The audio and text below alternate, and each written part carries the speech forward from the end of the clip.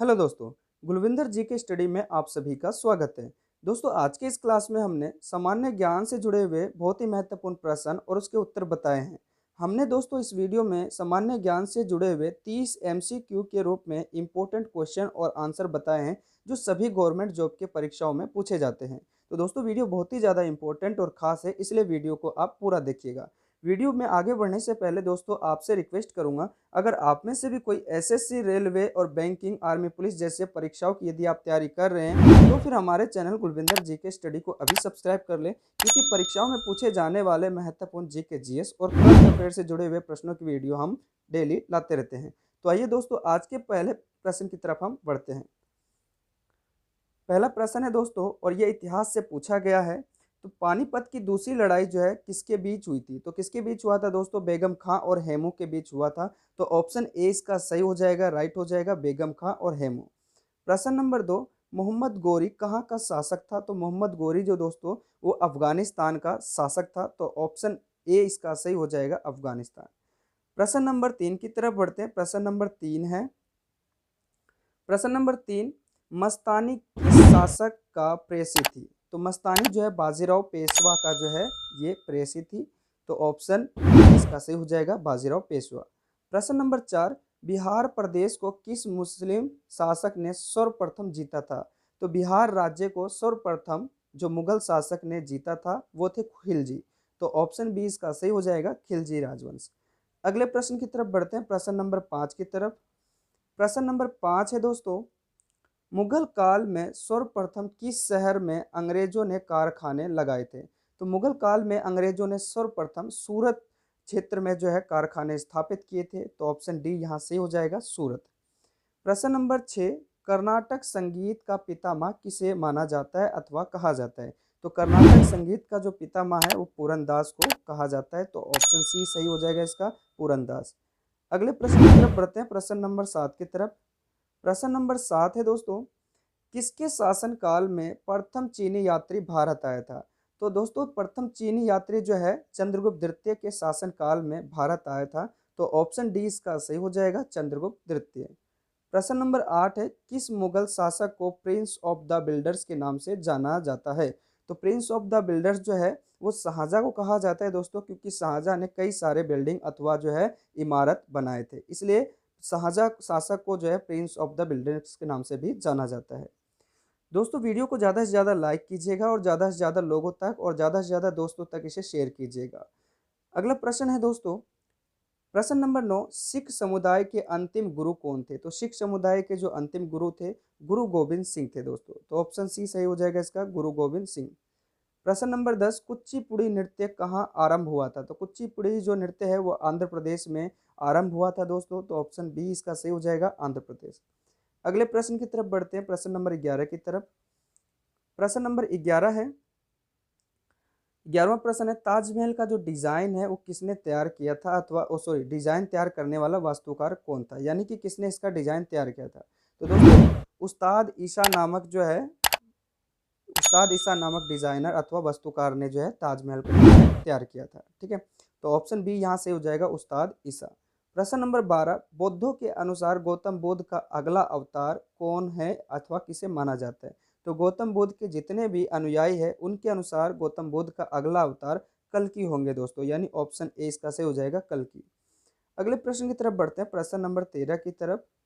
प्रश्न नंबर 13 है दोस्तों, अकबर द्वारा फतेहपुर सीकरी में कौन सा महल बनाया गया था? तो अकबर द्वारा फतेहपुर सीकरी में पंचमहल बनाया गया था। तो ऑप्शन सी इसका सही हो जाएगा, पंचमहल।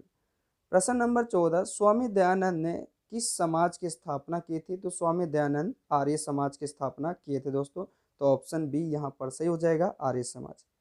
अगले प्रश्न की तरफ बढ़ते हैं, प्रश्न नंबर 15 की तरफ।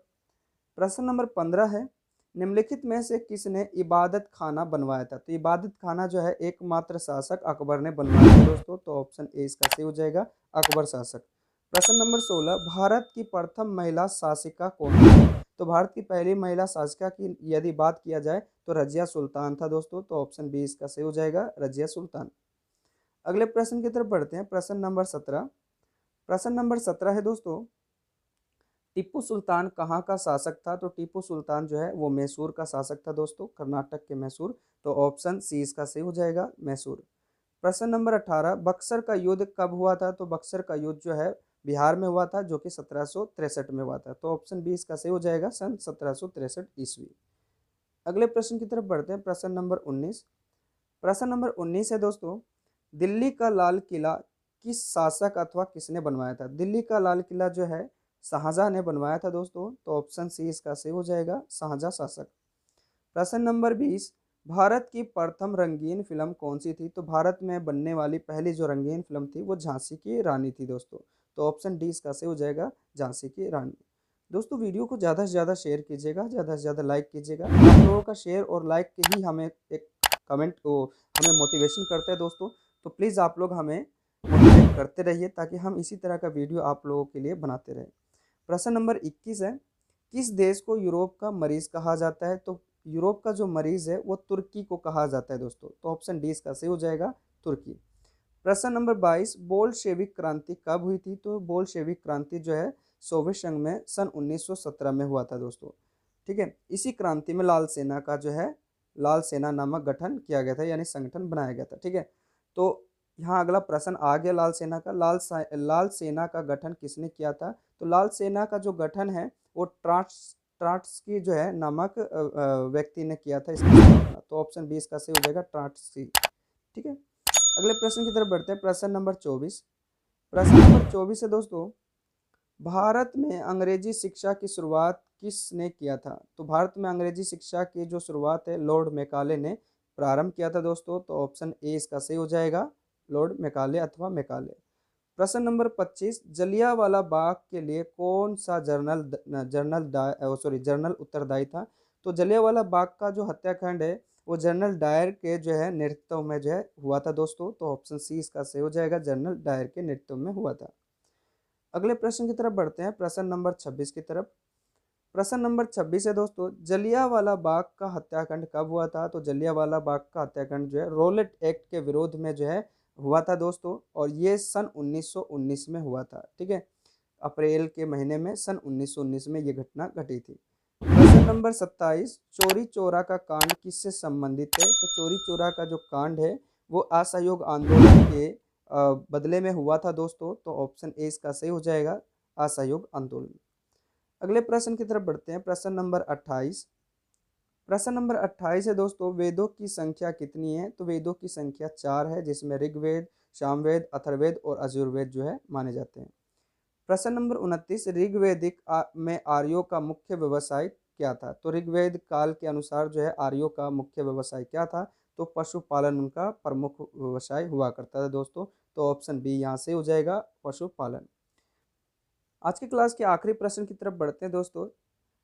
30वां प्रश्न है, गायत्री मंत्र की रचना किसने किया था? तो गायत्री मंत्र की जो रचना है विश्वामित्र ने किया था। तो ऑप्शन बी यहाँ पर सही हो जाएगा दोस्तों, विश्वामित्र। दोस्तों ये आज के क्लास के 30 इंपॉर्टेंट प्रश्न थे। ठीक है, बहुत ही इंपॉर्टेंट, वेरी वेरी इंपॉर्टेंट, जो परीक्षाओं में आने की संभावना इनकी बहुत ज़्यादा है। दोस्तों आपको वीडियो कैसा लगा हमें कमेंट करके जरूर बताएं। और दोस्तों अगर आप चैनल पर नए हैं तो प्लीज़ हमारे चैनल को सब्सक्राइब कर ले और बेल आइकन को ऑन कर ले, ताकि आने वाली सही वीडियो की नोटिफिकेशन और वीडियो आप तक पहुँच सके। दोस्तों आज के क्लास में आप लोगों के लिए प्रश्न है, आप लोगों को बताना है कि गायत्री मंत्र की रचना किस वेद में किया गया है। प्रश्न को दोबारा सुनिए दोस्तों, गायत्री मंत्र की रचना किस वेद में किया गया है? आप अपना जवाब दोस्तों हमारे कमेंट बॉक्स में जरूर दीजिएगा। मिलते हैं एक नई वीडियो के साथ, तब तक के लिए जय हिंद।